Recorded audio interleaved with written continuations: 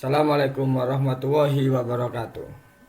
Selamat pagi anak-anak, selamat datang di media pembelajaran edukatif bersama kami Usmanto Channel. Ke pasar Kotempa membeli manggis, buah naga dimakan ulat. Tonton videonya sampai habis, semoga bermanfaat. Namun sebelum kita lanjutkan, mari kita sama-sama dukung channel ini dengan cara like dan subscribe.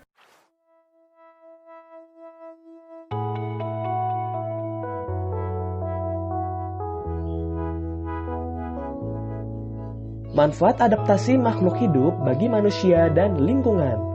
Kemampuan makhluk hidup beradaptasi dengan lingkungannya ditandai dengan struktur khusus makhluk hidup tersebut. Struktur khusus tersebut juga bermanfaat bagi manusia dan lingkungannya. Apa saja manfaat adaptasi makhluk hidup bagi manusia dan lingkungan? Ayo, kita simak bersama contoh-contoh berikut.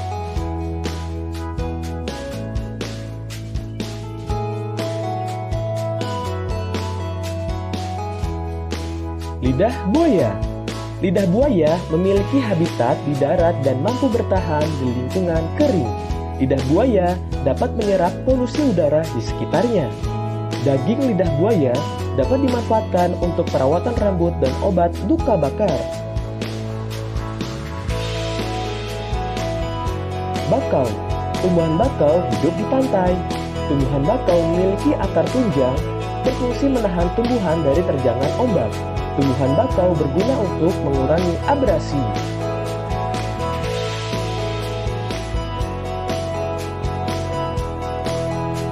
Karet. Tumbuhan karet menghasilkan getah pada batang untuk melindungi diri dari hewan herbivor. Getah karet dapat dimanfaatkan manusia untuk membuat bat atau sepatu bot.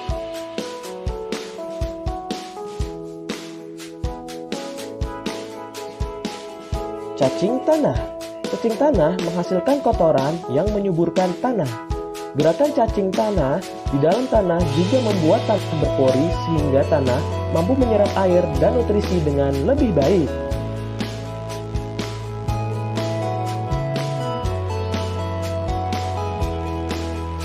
Domba. Domba memiliki rambut tebal yang berfungsi untuk menghangatkan tubuh saat suhu lingkungan rendah.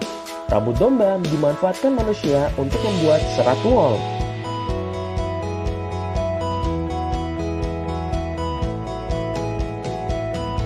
Selanjutnya, pelestarian tumbuhan dan hewan berdasarkan lingkungan hidupnya. Tumbuhan dan hewan dapat mengalami penurunan populasi. Jika tumbuhan dan hewan tidak dilestarikan, tumbuhan dan hewan tersebut akan menjadi langka.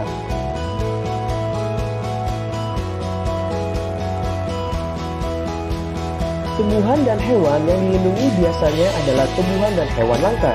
Apa saja tumbuhan dan hewan langka di Indonesia? Bagaimana cara perlindungannya?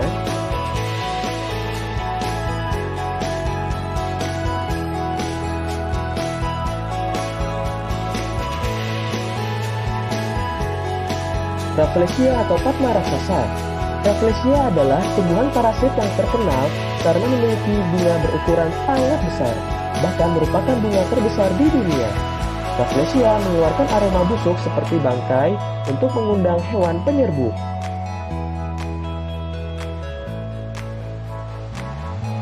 Rafflesia dapat dilindungi dengan cara melestarikan dan tidak merusak tempat hidupnya, misalnya dengan menjadikan taman nasional atau taman konservasi.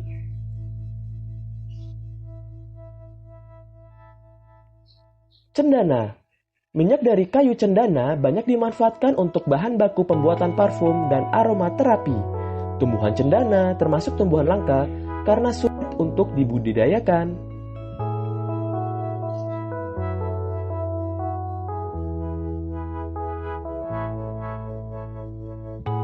Peran kita sebagai masyarakat untuk melestarikan cendana misalnya dengan mengurangi penggunaan minyak cendana. Peran pemerintah misalnya menetapkan kawasan konservasi bagi tumbuhan cendana.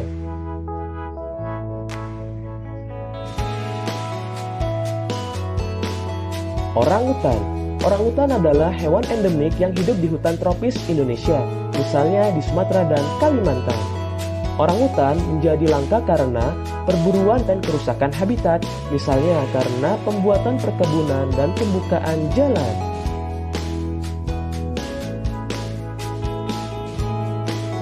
Upaya pelestarian orangutan antara lain melindungi orangutan di penangkaran, menjadikan habitatnya sebagai kawasan konservasi, dan mengembalikan fungsi hutan.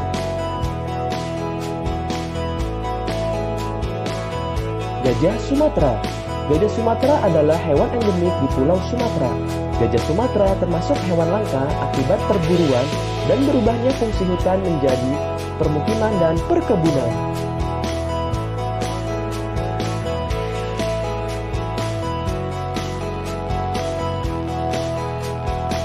Upaya pelestarian gajah Sumatera oleh pemerintah antara lain menetapkan beberapa wilayah sebagai pusat konservasi gajah Sumatera, misalnya Taman Nasional Waikambas di Lampung.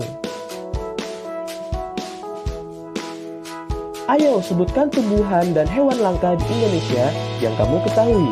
Ceritakan cara pelestarian tumbuhan dan hewan langka tersebut.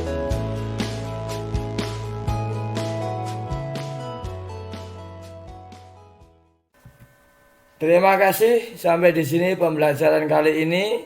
Semoga apa yang sudah kalian pelajari dapat bermanfaat buat kalian semuanya. Sampai jumpa di video-video selanjutnya. Saya akhiri. Wassalamualaikum warahmatullahi wabarakatuh.